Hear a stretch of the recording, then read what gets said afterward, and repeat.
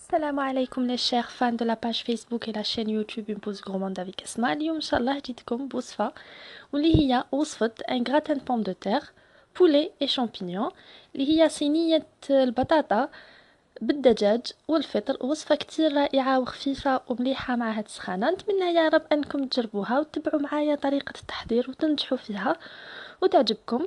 اولا نقدم لكم المقادير واللي هي متكونه من كميه من الدجاج، صدر الدجاج اللي كنت قطعته بهذه الطريقه. عندي كميه من الفطر، هنا الفطر يرجع ليكم تحبوا المعلب ولا تحبوا الطازج. عندي حبه من البصل قطعتها شرائح، 3 سينة توم. عندي تاني كميه من البطاطا كنت قطعتها يعني دي رونديل بهذه الطريقه وقليتها عادي في الزيت، من بعد درتها بابي ابسوربون وخليتها تشرب الزيت تاعها. عندي الخردل، عندي ملح وفلفل كحل، عندي لي زيرب دو بروفنس. وبالنسبة لصلصة البيشاميل عندي ما يعادل 2 ملاعق من الزبدة مع 2 ملاعق من الدقيق، عفوا من الفرينة. عندي ما يعادل كاس ونص من الحليب. عندي كمية من الجبن المبشور وكمية من الجبن العادي. اولا حين نبداو بتحضير تتبيله تاع الدجاج تاعنا، ناخدو هذوك الدجاج ولا هذاك صدر الدجاج اللي كنت قطعته شرائح بهذه الطريقه، نبشروا عليه سنه تاع الثوم، من بعد نضيفوا له ما يعادل ملعقه صغيره من لا موتارد ولا من الخردل، نضيف عليه لي زيرب دو بروفنس، هو عبارة عن أعشاب عطرية. وهنا يعني التتبيلة ترجع لكم، لكن ننصحكم أنكم تستعملوا لي زيرب دو بروفنس لأنه صراحة يعطوا نكهة رائعة. ضفت له شوية تاع فلفل أسود مع الملح. من بعد نخلط هذه المقادير كامل مع بعض ونخلي الدجاج تاعي يتبل لمدة 10 إلى 15 دقيقة حتى النكهات تتداخل كامل مع بعضها والدجاج تاعنا من بعد يجي بنين. من بعد في المقلاة تاعي سخنت كمية صغيرة من الزيت مع كمية من الزبدة ولا من لا مارغرين.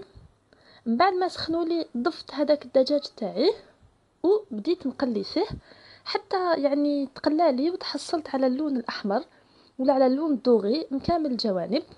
نقعد نخلط فيه يعني من البعض إلى الحين حتى يطيب لي وياخذ لي لون شباب. من بعد كي نشوفوه طاب يعني ما نطيبوش بزاف حتى ما ينشفش وما يجيناش ناشف من بعد، لانه من بعد راح نكملوا يعني نطيبوه في الصلصه تاعنا. نحيه ونحتفظ بهذيك الزيت.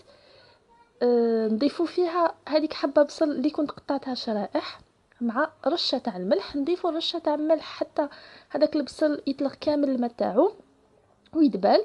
من بعد ما يدبل لي البصل ويطلق شويه الماء تاعو، نضيف هذوك 2 سينات تاع الثوم اللي قعدوا، نضيفهم نسكرفدهم بهذه الطريقه ونكمل نقلي على نار خفيفه مع اضافه الفطر. انا اليوم كيما حين تشوفوا معايا استعملت الفطر الطازج. اللي ماشي متوفر عندهم الفطر الطازج ولا اللي ما يحبوش يقدروا يضيفوا الفطر المعلب، كيما تقدروا ما تضيفوش كامل. يعني انا نعطيكم الوصفات كيما متعوده يعني نديرهم في داري، وانتم كل واحد يبدل ويديرهم على حساب الذوق تاعو وعلى حساب كيفاش يحب. من بعد ما تبالوا كامل يعني المكونات الاخرى، نضيف هذاك صدر الدجاج اللي كنت قليته واحتفظت به في اول وصفه مع ملعقه كبيره من الجبن ولا ان تريونغل كيما شفتوا معايا تاع لو فرomage.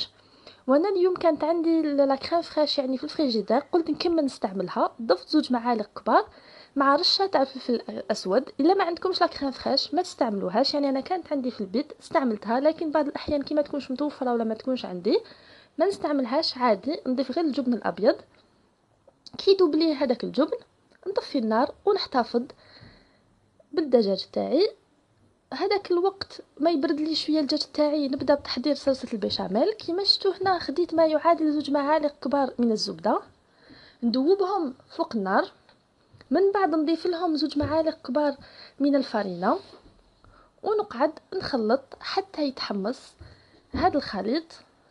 من بعد نبدأ بإضافة الحليب تدريجيا مع الخلط حتى ما يتكونوا لناش هذوك يعني الحبيبات ولا هذوك لي غرومو.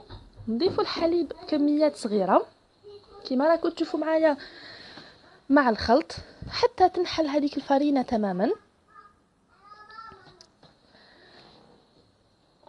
وكيما راكم تشوفوا نقعد نضيف الحليب ونخلط تدريجيا، يعني ما نضيفوش الحليب تاعنا ضربه واحده خاطش اذا ضفناه ضربه واحده هذيك الفرينه تاعنا ما راحش تنحل وراحين يقعدوا دي غرومو. من بعد ما نحصل على القوام اللي حبيتو تاع الحليب، انا قلت لكم ضيفوا معي يعادل كاس ونص تاع الحليب، وانتم ضيفوا تدريجيا حتى تحصلوا على القوام اللي رانا نحوسوا عليه، يعني تكون ما ثقيله بزاف ما خفيفه بزاف تاع لاصوص بيشاميل. من بعدها نضيف لها كميه من الجبن، انا ضفت لها يعني دو تريونغل تاع لو فرomage، وضفت لها تانيك الجبن المبشور، وانتم كل واحد يضيف لها واش يحب واش كان عنده في البيت.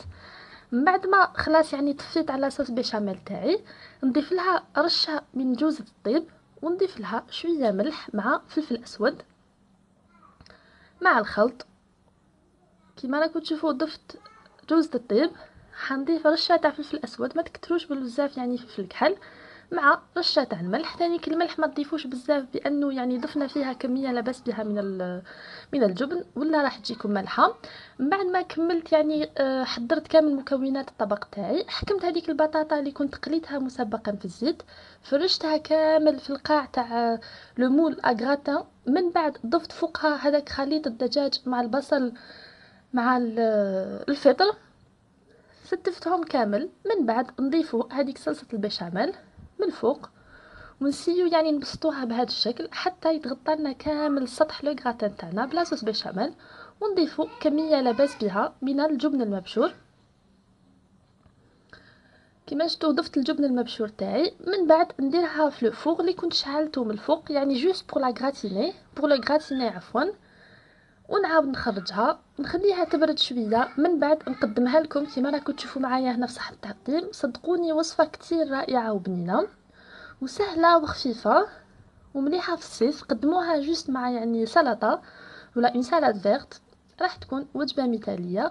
وصراحه للاخوات اللي مازال ما جربوش لي زيرب دو بروفنس، ننصحكم انكم تشروهم، صدقوني يعطوا نكهه كتير رائعه ومتوفرين في الجزائر، يعني متاكده انهم متوفرين في الجزائر. نتمنى انكم تشريوهم وتتعودوا يعني تبدلوا شويه على يعني الاطباق الجزائريه ولا على لي غوسات يعني تراديسيونيل. بهذه الطريقه يعني راح نضيفوا عشب جديد للاطباق تاعكم، راح نضيفوا ذوق جديد، ويعني راح تكتشفوا اذواق جديده. نتمنى يا رب انكم تجربوا هذه الوصفه لانها وصفه كتير رائعه، كما قلت لكم خفيفه وبنينه وتستحق التجربه. وانا كما العاده نقول لكم ما تنسونيش بتعليقاتكم، ما تنسونيش يعني بلي كومونتير تاعكم، ما تنساوش ديروا جيم، ما تنساوش تزوروا قناتي على اليوتيوب اللي دائما نقول ونعاود لكم، يعني حليتها طلبا اليكم. ونتمنى يا رب انكم تزوروا يعني الصفحه تاع الفيسبوك وعلى قناتي في اليوتيوب اللي عندهم نفس الاسم. وانا نقول لكم السلام عليكم ورحمه الله تعالى وبركاته، والى الوصفه القادمه ان شاء الله. سلام، دعواتكم، شكرا.